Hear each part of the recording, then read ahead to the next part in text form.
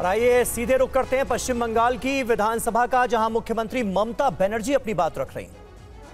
আমার নলেজে ছিল না, কিন্তু হিস্ট্রি রিপিটস ইটসেলফ। একটা কথা আছে, ইতিহাসের পুনরাবৃত্তি হয়। মেয়েদের অধিকার রক্ষার লড়াইয়ে আমি যখন এটা বলছি আমার গায়ে কাঁটা দিচ্ছে, তার কারণ এটা আমার আবেগ হচ্ছে। আপনারাও শুনলে আপনাদের গায়েও কাঁটা দেবে ঘটনাটা শুনলে। মেয়েদের অধিকার রক্ষার লড়াইয়ে 3রা সেপ্টেম্বর একটি ঐতিহাসিক দিন। আজ থেকে 43 বছর আগে 1981 সালে আজকের দিনেই ইউনাইটেড নেশনস মেয়েদের অধিকার সুরক্ষিত করার জন্য, তাদের বিরুদ্ধে সব বৈষম্য দূর করার জন্য চালু করেছিল the convention on the elimination of all forms of discrimination against women. সংগঠিত হয়েছিল ইউএনের আন্তর্জাতিক নারী বৈষম্য বিরোধী কমিটি, এবং সেই দিনটা আজকের দিনের সাথে মিলে যাওয়াতে আমি ইউনাইটেড নেশনসকে অভিনন্দন জানাচ্ছি। এবং বিশেষ করে নারী সুরক্ষার স্বার্থে আমাদের মা বোনেরা ভাইয়েরা যে লড়াই করছেন, সিভিক সোসাইটি থেকে শুরু করে ছাত্রছাত্রীরা, আমি সবাই, আমার লাইনে আসতে অনেক টাইম লাগবে, আপনার ট্রেনটা বেলাইন হয়ে গেছে, ওটা সামলান আগে।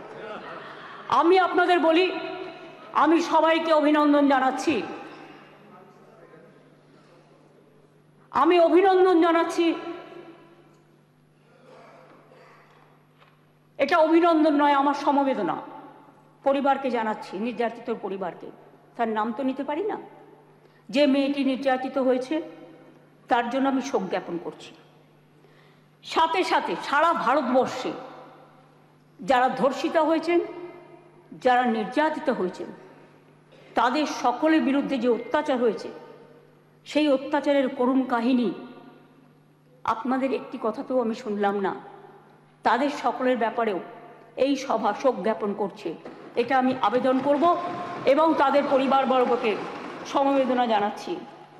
ধর্ষণের মতো নিকৃষ্ট, নৃশংস, নক্কারজনক ঘটনার ক্ষেত্রে অত্যন্ত দ্রুত পুলিশি অনুসন্ধান ও বিচার প্রক্রিয়া সম্পূর্ণ করে দোষীদের কঠোর শাস্তি দেবার কথা আমরা বলছি। কেন বলছি তার নিশ্চয়ই কতগুলো কারণ আছে। যে কোনো শুভবুদ্ধি সম্পন্ন মানুষই কোনো রকম শর্ত ছাড়া নিঃশর্তভাবে এই বিলকে সমর্থন করবে আশা রাখি। ধর্ষণ মানবতার বিরুদ্ধে এক বড় অভিশাপ। ধর্ষকের নির্মম শাস্তি প্রাপ্য।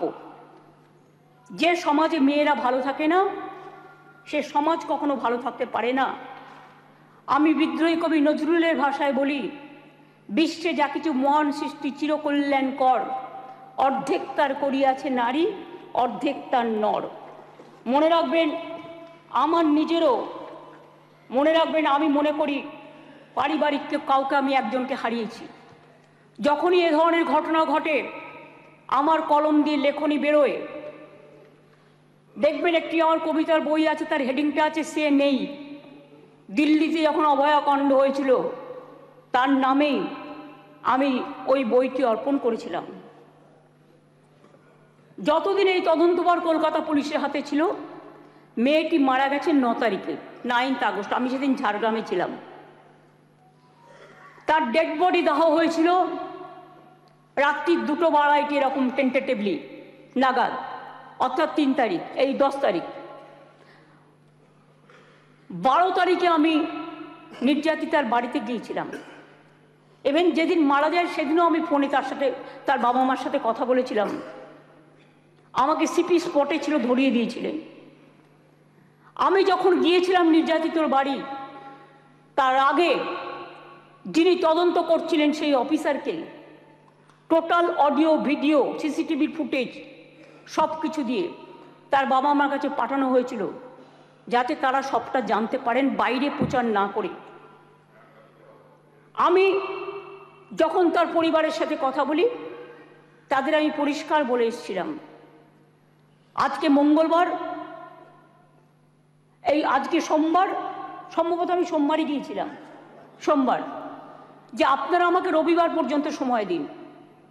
যদি আমরা টোটাল তদন্ত করে সবাইকে অ্যারেস্ট করতে না পারি, যারাই যুক্ত, তাহলে আমি নিজে আগামী সোমবার রবিবার পর্যন্ত দেখে আমি সিবিআইয়ের হাতে কেস তুলে দেবো। আমি নিজে গিয়ে বলে এসেছিলাম, তারা বলেছিলেন ঠিক আছে।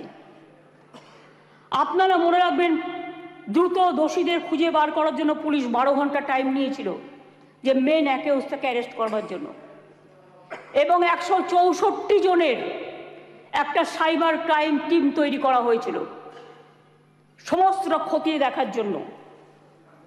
আমরা পুলিশকে বলেছিলাম ফাস্ট ট্র্যাক আদালতে গিয়ে ফাঁসির আবেদন জানাতে, এবং সময়ও বেঁধে দিয়েছিলাম, কিন্তু মঙ্গলবার দিন সিবিআই হয়ে যায় কোর্টের অর্ডারে।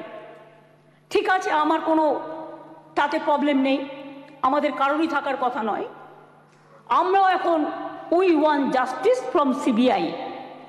বিচার চাই, তো বিচারের শাস্তি দিক সিবিআই, ফাঁসি দিক সিবিআই, এটা আমরা চাই।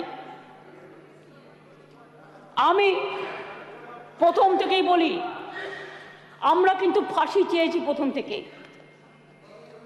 কেন চেয়েছি?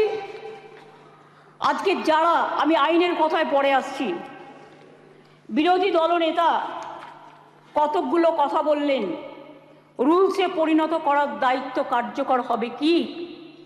গভর্নরকে, মাননীয় গভর্নরকে বলুন এটাকে সই করে দিতে বিলটা, তারপরে যদি কার্যকর না হয় তার দায়িত্ব আমাদের, আমি আবার বলি, উই ওয়ান্ট রেজাল্ট অলসো। আপনারা যেটা বলেছেন গভর্নমেন্ট ফাস্ট ট্র্যাক কোর্ট করেনি, আপনার বক্তব্যে বিরোধী দলনেতা বলেছেন, আমি মনে করি আপনার কথার উত্তরে আমার এটুকু বলার অধিকার আছে। এক সেকেন্ড, কারণ আমি সবই নিয়ে এসেছি সাথে, শুধু একটু অথেন্টিকেশনের জন্য কাগজগুলো আপনাদের অথেন্টিকভাবেই আমি বলবো।